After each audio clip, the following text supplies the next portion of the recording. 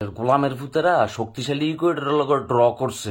পুরা ম্যাচের ভিতরে শট লইছে 3টা, তার ভিতরে শর্টস অন টার্গেট 2টা। এমন খেলা খেলছে, যেই শট মারছে শটের সাথে মনে হচ্ছে আমার হিসুর গতি বেশি।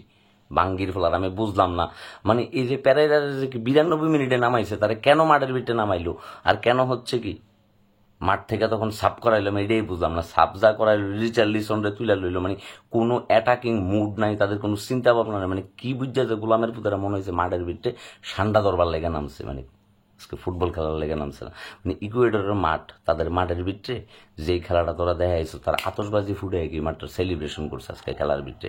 মানে এটা কোন প্ল্যান লয়ে নামছে, কি লয়ে নামছে, আমার ব্রেনের ভিতরে কোনো কিছু ঢুকতেছে না।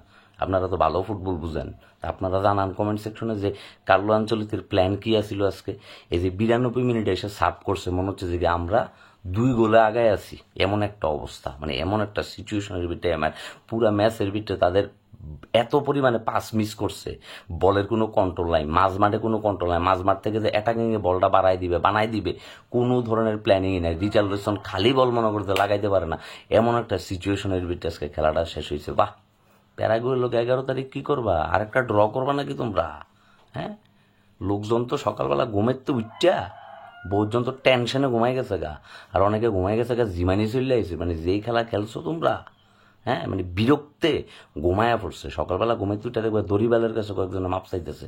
যাই হোক, ফার্স্ট ম্যাচ কার্লো আঞ্চলিক থেকে কোনো কিছু কইতাছি না, তার ট্যাকটিস প্ল্যান নেওয়া কোনো কিছু কইতাছি না। একদম মারের ভিতরে বাঙ্গির পুতেরা এই যে এনার্জিলেস গেম খেলছে, তাদের কোনো মাইন্ডসেট ছিল না, এবং তারা যে গোল করবে এই চিন্তাই তাদের ভিতরে ছিল না। ইচ্ছা মতো বল পাইছে লাগতেছে, বল যে রিকভারি কইরা অ্যাটাকের প্ল্যান করব, হ্যাঁ, পাসই তো ঠিকঠাক ভাবে রিসিভ করতে পারে না। পাস দিলে দিয়া দেয় হলুদ ভাইদের কাছে। ওই ইকুয়েডরের জার্সি দেখছে হলুদ, চিন্তা করছে যে আমরা দেশি ভাই, সান্ডা ভাইদের কাছে দিয়ে দিই, সান্ডা ভাইদের কাছে দিয়ে দিছে। মনে হচ্ছে রাবেয়ার মা স্পোর্টিং ক্লাবের খেলা দেখলাম, জার্মানির লগে। জার্মানিও না, মানে আজকে স্পেন যা খেলছে না, মনে হচ্ছে স্পেনের বিরুদ্ধে আমরা খেলছি আজকে। বাঙ্গির ভিতরে এই খেলা দেখার লেগিয়া পুরাটা রাত ধরে জেগে রয়েছি, এই খেলা দেখার লেগিয়া।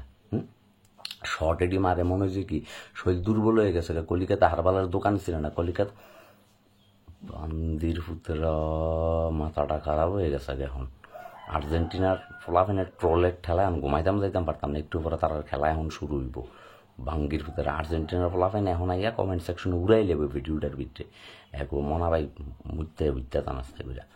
বান্দির ভিতরে এই খেলা খেলছস তোরা, পুরো ম্যাচের ভিতরে একটা দেখার মতো একটা শট মারছো, যে এই শটটা হচ্ছে কি গোলকিপার সেভ করছে, কিংবা এমন কোনো কি অ্যাটাক দিছো যেটা দেখলে মনে হবে যে কি যে না ভাই এদের খেলার ভিতরে চেঞ্জ হয়েছে, এরা খেলতাছে প্রপারলি। হ্যাঁ, তোরা কি মানে ড্র করার উদ্দেশ্য হলে মাঠের ভিতরে নামছিলি? গোলকিপার দিয়ে বল সেভ করতে করতে, হ্যাঁ, এলিসন বেকার দিয়ে মানে পুরো পাগল হয়ে গেছি একদম ডাইরেক্ট। এই খেলা খেলবার লাগে নামছিলি তোরা বান্দির ফুতেরা? পুরাটা রাত ধরে জায়গা রয়েছে ম্যাচ, এটা দেখলাম। শরীরের ভিতরে শক্তি নেই, মনে হয় যে গু খেয়ে মাঠের ভিতরে নামছে এই